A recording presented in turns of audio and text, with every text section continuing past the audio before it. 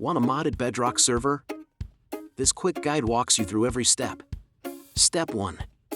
Download the official Bedrock server files from the Minecraft website. Step 2. Install dependencies and unzip the server into a clean folder. Step 3. Add your behavior and resource packs into the behavior and resource folders. Step 4. Edit server properties and permissions with a text editor and save changes. Step 5. Forward UDP port 19132 on your router for external access. Step 6. Start the server and watch the console for errors. Step 7.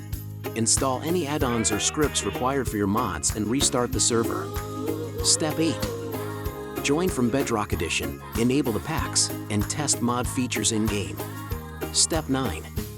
Create regular backups and enable automatic restarts for stability. Quick tips. Match mod versions, use a whitelist, and secure your server with strong passwords.